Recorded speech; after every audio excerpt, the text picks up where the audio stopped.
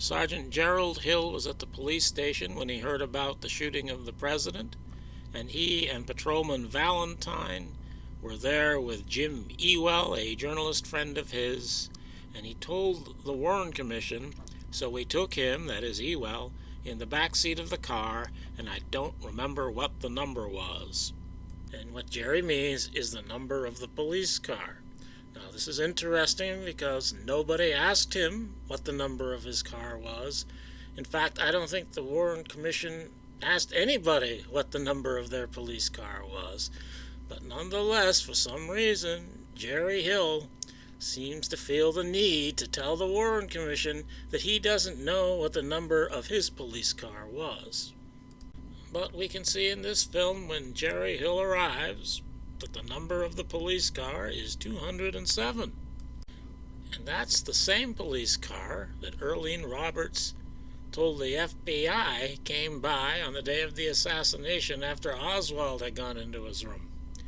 Mrs. Roberts advised after Oswald returned and entered his room at about 1 p.m. on November 22, 1963, she looked out the front window and saw police car number 207 with two uniformed policemen in the car, which slowed up and stopped in front of the residence at 1026 Beckley, and one of the officers blew the horn on the car and then slowly drove on Beckley towards Zangs Boulevard. So that's why Gerry can't remember the number, because he was in the same car that went by Beckley honking the horn for Oswald. Of course, the Dallas police did investigate the matter of car 207. They talked to its driver, Jimmy Valentine. I was working the 2nd Platoon on November 22, 1963, and was driving police car number 207. I was in the Juvenile Bureau when I was informed of the shooting of President Kennedy. I left immediately and went to the building where the president was shot. Of course, he doesn't mention that he left with Sergeant Gerry Hill in the car, too. Why mention that? I helped search this building for quite a length of time and turned my keys over to Sergeant J.M. Putnam. I never did drive to Oak Cliff. That's what Jimmy says. Now, Sergeant Putnam, the guy he said he gave his keys to, was interviewed by the Warren Commission, but he was not asked about the car's keys, the keys to car 207. And in the lower left corner here, Captain Westbrook wrote a note to Chief Curry about this. He said, Officer J.M. Valentine was operating car number 207, and this car was parked at Houston and Elm, and Valentine was assisting in the search of the school depository building. The keys to car number 207 were given to Sergeant J.A. Putnam, along with keys from other cars parked in the immediate vicinity, and released to the 3rd Platoon Commander at the City Hall at approximately 3:30 p.m. So Sergeant Putnam here, apparently he's the guy everybody gives their keys to, and we're supposed to believe, without any sort of record keeping, without a notebook keeping track of things, that Sergeant Putnam remembers that Valentine gave him the keys, and remembers that he had the keys until 3:30 p.m. along with all these other keys. I don't think it's reasonable to think that he would even have kept track of that, or would remember who took what key when, or who gave him what key when. And if there was a written record, that would be good evidence, but apparently there isn't, or they would have given us that written record that proved that car 207 was there. And even if Valentine had given him a key, it doesn't mean that Valentine didn't have another key, or that he even gave him a key to that car. Who knows what Valentine might have given him. So this isn't much of an investigation at all.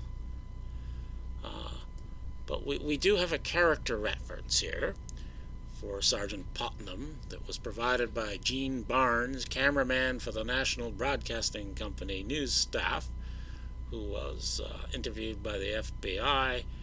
And I don't think I'll read that aloud from my video, but I'll let you read it now if you want to.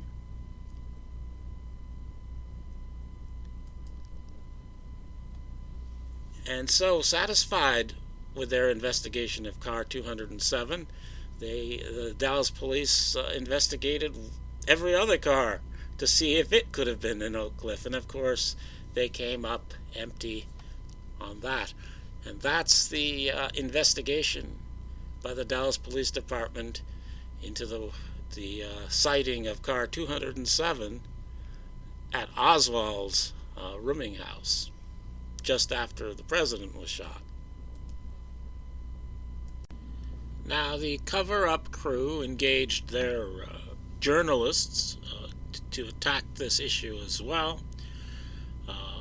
Wall Street lawyer and journalist Gerald Posner, in a footnote in his book, you know which one I'm talking about, says this: conspiracy critics often cite the Warren Commission testimony of Earlene Roberts that she heard a car honk while Oswald was inside the house.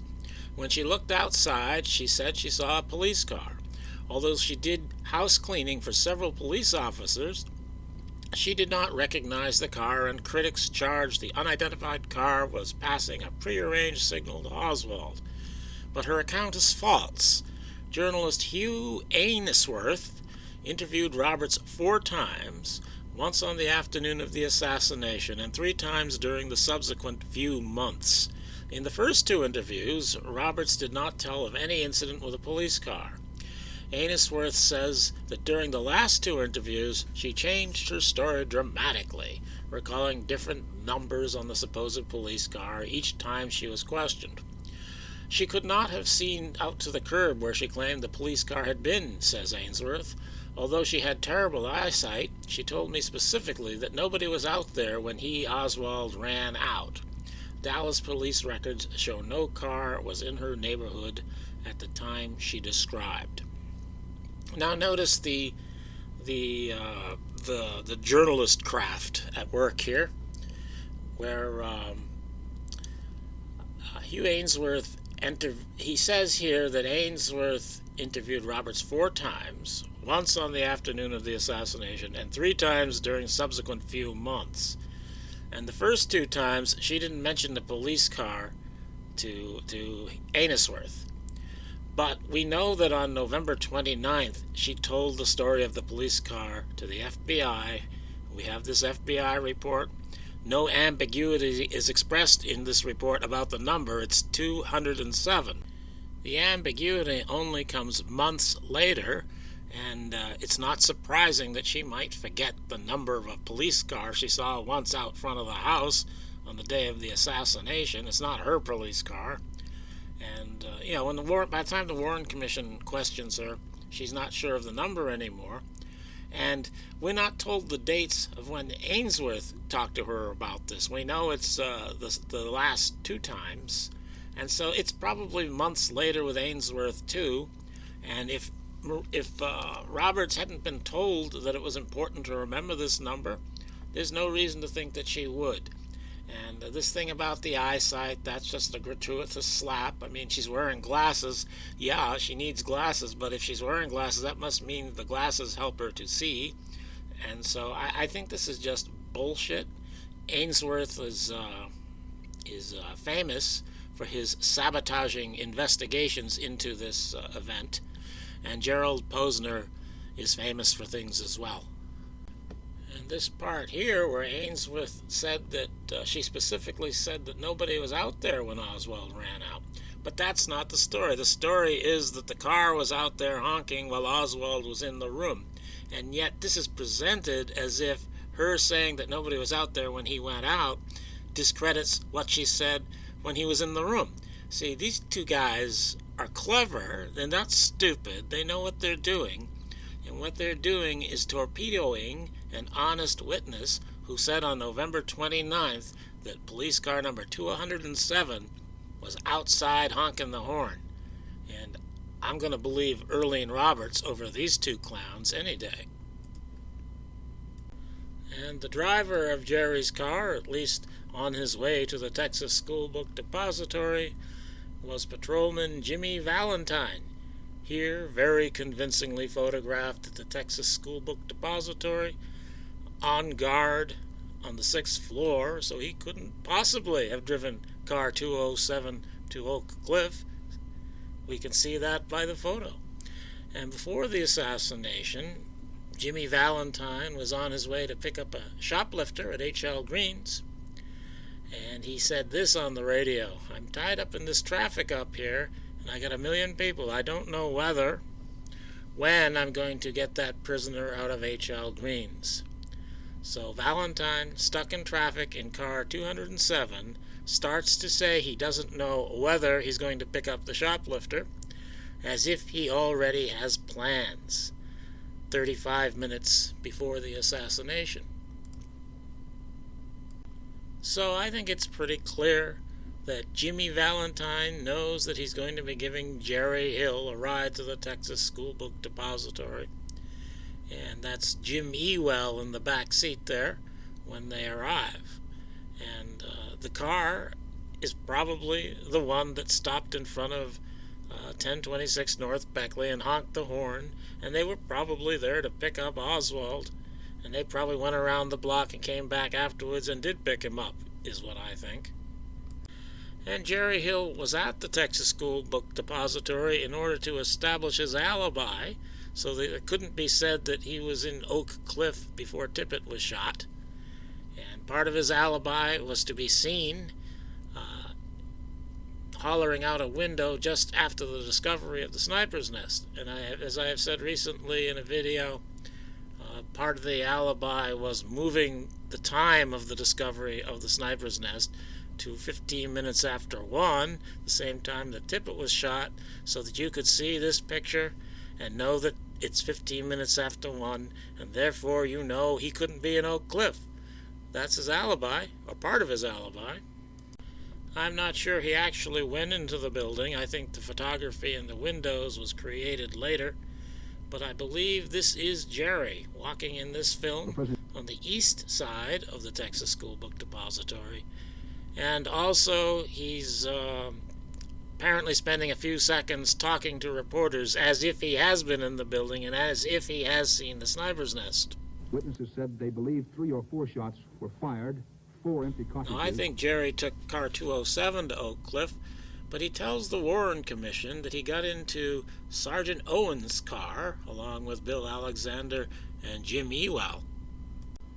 But Sergeant Owens tells the Warren Commission that he went with somebody else, Captain Westbrook and Bill Alexander.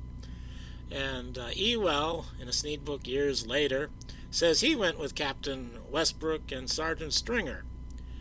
I don't think you should trust Ewell either, by the way. And I couldn't find anything about what Bill Alexander said, but it looks to me like Gerry just lied about that because nobody supports anything he says about what he did at the Texas School Book Depository. And Hill told the Warren Commission that he was using on the radio call number 19 because he was riding with Sergeant Owens, and that's Sergeant Owens' number. And here we can see on the transcript, and you can also hear this on the recording, we have Sergeant Hill calling himself 19 at 119, which is just a minute after they've got the news that Tippit was shot on 10th Street. And so this is, and if you listen to the recording, you can hear it's Gerald Hill's voice, and it's not Sergeant Owens' voice. You can compare their transmissions, and this is Hill using Sergeant Owens' number, saying that he's en route to where the Tippit shooting is. So this gives him an alibi, sort of, because it proves, in quotation marks, that he's riding with Sergeant Owens to Oak Cliff after Tippit was shot. But the trouble with Gerry's proof is that after that transmission, Captain Talbert, who was at the Texas School Book Depository, tells the dispatcher that 19 will be en route. And that means 19, Sergeant Owens, is still at the Texas School Book Depository. And here this shows the transcript continuously without removing anything at all, so you can see graphically that after Gerry Hill, pretending to be with Owens, says there that he's en route, after that Captain Talbert says 19, Sergeant Owens is still at the Texas School Book Depository, and this reveals the lie that Gerry is engaging in here to make it look as though he's with Sergeant Owens and was not in Oak Cliff already, and he's probably in Oak Cliff already when he says this. The video is over.